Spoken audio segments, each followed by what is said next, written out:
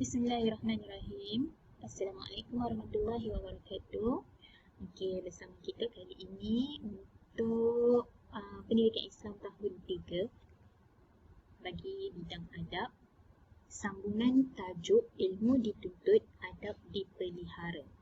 Jadi kali ini kita akan lebih memfokuskan tentang adab menuntut ilmu. Okey, jom kita tengok sama-sama. Okey, yang pertama sebelum kita melihat adab menuntut ilmu, kita akan membuat ulangan membaca kembali dalil nakli kefarduan menuntut ilmu. Jadi saya akan bacakan.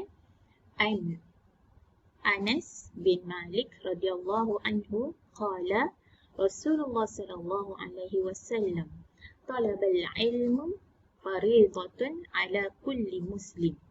Yang bermaksud daripada Anas bin Malik radhiyallahu anhu, Rasulullah sallallahu alaihi wasallam bersabda, menuntut ilmu ialah fardu bagi setiap orang Islam. Hadis riwayat Ibnu Majah. Jadi, hadis itu kita telah bacakan pada minggu lepas. Daripada hadis itu, kita tahu bahawa menuntut ilmu itu adalah satu kewajipan. Dan kita juga telah mempelajari tentang pembahagian ilmu, iaitu ilmu fardu ain dan ilmu fardu kifayah. Jadi pada hari ini kita akan melihat apakah adab menuntut ilmu. Okey, kita tengok yang pertama, menghormati guru.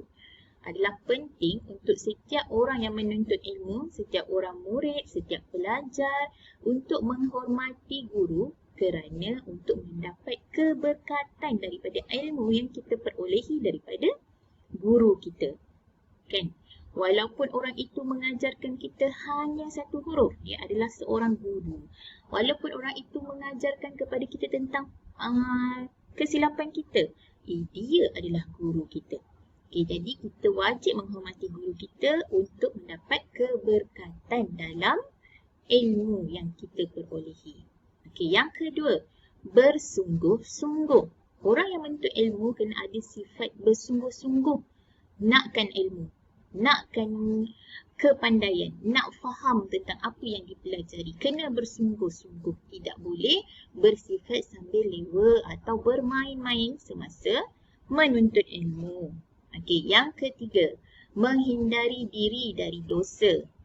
Pentingnya kita menghindari diri daripada dosa supaya kita dapat memelihara ilmu yang ada dalam diri kita. Ilmu yang ada dalam diri kita ini adalah milik Allah Subhanahu Wa Taala. Tanpa izin Allah Subhanahu Wa Taala, ilmu tu tak akan ada dalam diri kita. Jadi kita kena menghindarkan diri kita daripada melakukan dosa supaya ilmu itu pertama mendapat keberkatannya, yang kedua ilmu itu kekal dalam diri kita. Supaya dosa-dosa itu tidak menghilangkan ilmu yang ada dalam diri kita. Yang keempat, ikhlas. Apa maksud ikhlas? Maknanya kita menuntut ilmu lillahi ta'ala. Kita menuntut ilmu kerana kita nak belajar. Kena ikhlas, bukan paksaan. Kenapa kamu belajar? Sebab ibu bapa saya suruh. Sebab cikgu suruh. Tak, kalau kita belajar kerana terpaksa, ilmu tu tak akan melekat dalam diri kita. Tak akan ada dalam hati kita. Tak akan ada dalam akal dan fikiran kita. Kerana kita tidak ikhlas dalam menuntut ilmu. Jadi, untuk menuntut ilmu, kita perlu ada keikhlasan. Kena ikhlas. Niat kerana Allah SWT. Niat kerana kita nakkan menjadi orang yang pandai. Okay, yang kelima, sentiasa berdoa, meminta kepada Allah Subhanahu Wa Taala. Macam kita bila kita nak belajar, kita kena baca doa sebelum belajar. Begitulah juga bila lepas belajar pun kita kena berdoa semoga ilmu yang kita peroleh itu akan berkekalan dalam diri kita. Okey. Yang keenam, sabar. Okey. Untuk menjadi orang yang pandai, untuk menimba ilmu, kadang-kadang kita ada banyak cabaran. Cabaran yang pertama, kadang-kadang kita akan rasa malas, kita akan rasa penat, kita akan rasa bosan. Tapi kita kena sabar. Sabar demi untuk mendapatkan ilmu. Kalau kita tak sabar, kita malas, layan malas kita. Kita penat, kita layan penat kita.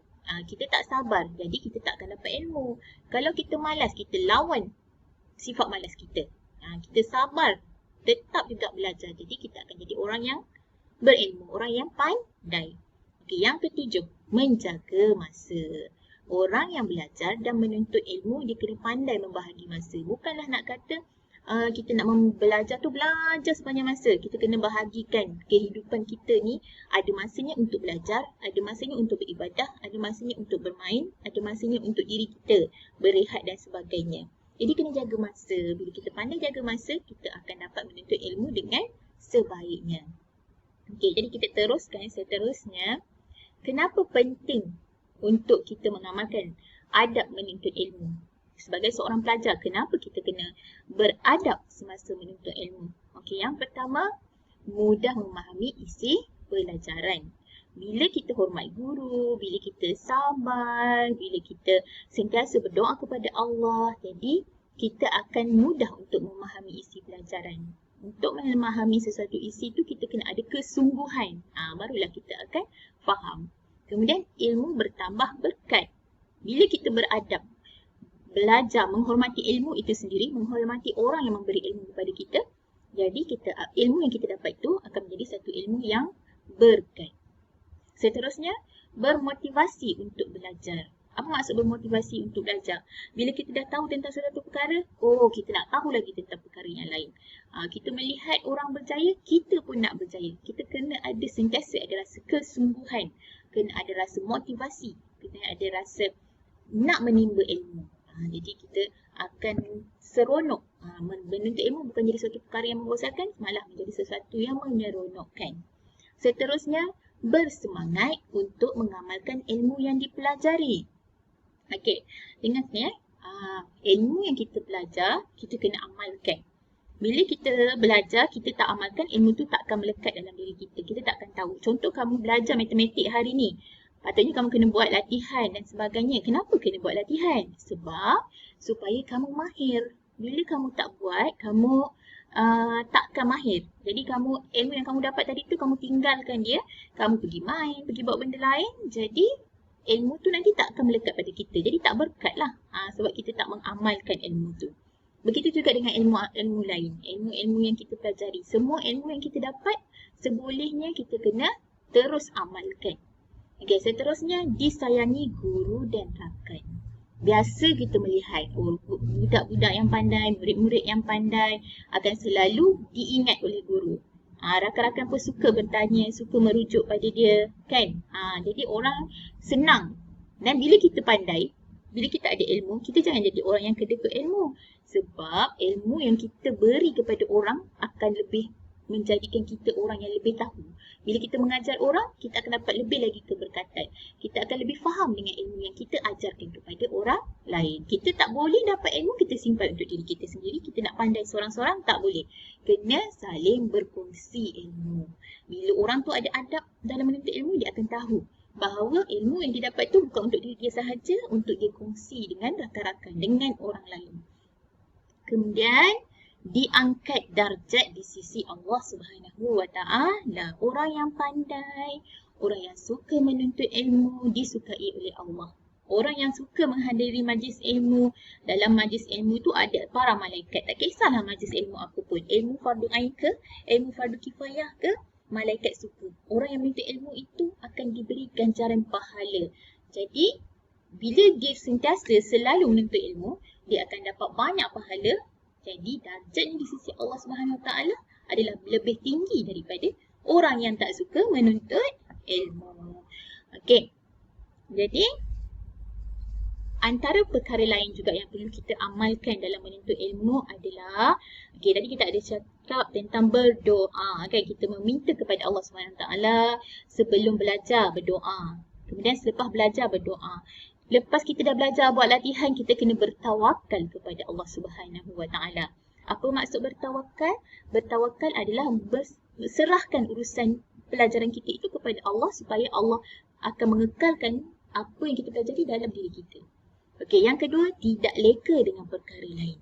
Bila kita tengah belajar, kita janganlah pasang telinga nak dengar benda lain, leka. Bila kita leka, kita tak fokus dengan pembelajaran kita, itu yang menyebabkan kita sukar untuk memahami apa yang kita sedang pelajari. Yang ketiga, jangan bermain semasa belajar, terutamanya ketika sedang bersama dengan guru. Guru sedang mengajar di hadapan, kamu bermain di belakang. Itu menunjukkan tanda kamu tidak menghormati ilmu yang diajar dan tidak menghormati guru yang sedang mengajar. Okey, seterusnya, menulis nota pembelajaran. Selalu kan kamu lepas belajar kena tulis nota. Kenapa cikgu suruh tulis nota?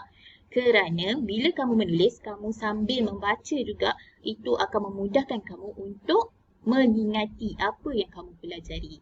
Ataupun bila kamu lupa, kamu boleh buka balik nota, tengok balik dan kamu boleh ingat semula apa yang cikgu ajarkan. Okey, seterusnya selalu melakukan ulangan. Apa maksud ulangan? Latihan. Selalu melakukan latihan, selalu mengulang-ulang bacaan. Kalau menghafaz, kena ulang-ulang bacaan. Kalau buat kerja latihan yang lain, kena selalu. Matematik, kena selalu buat matematik. Bahasa Inggeris, kena selalu buat ayat. Bahasa Melayu, kena selalu buat ayat. Begitulah. Memang kena, bila belajar ni kena ada usaha. Kena ada latihan, kena ada ulangan dalam ilmu itu supaya ilmu itu akan kita lagi jadi mahir. Seterusnya, mengamalkan ilmu yang dipelajari. Bila kita dah belajar, kita kena amalkan. Kalau kita belajar agama, lagilah kita kena amalkan. Bila dah belajar solat, kenalah amalkan solat tu. Supaya solat menjadi satu rutin dalam hidup kita supaya kita memang tidak akan tinggalkan solat itu. Okey, seterusnya, ini sahajalah yang akan saya kongsikan. Jadi, semoga kita sama-sama dapat mengamalkan adab yang kita pelajari. Saya yang mengajar pun sedang belajar dan kita sama-sama melakukan adab ini, adab belajar ini walau dengan siapa pun guru yang kita jumpa.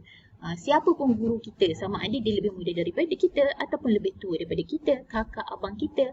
Sesiapa saja yang memberi ilmu kepada kita adalah orang yang perlu kita hormati dan perlu kita mengamalkan adab belajar ketika sedang belajar. Dan kita sendiri sebenarnya adalah seorang pelajar sampailah bila-bila pun kita adalah pelajar. Okey, sekian, terima kasih daripada saya. Semoga mendapat manfaat bersama. Wabillahi taufiq wal hidayah. Wassalamualaikum warahmatullahi wabarakatuh.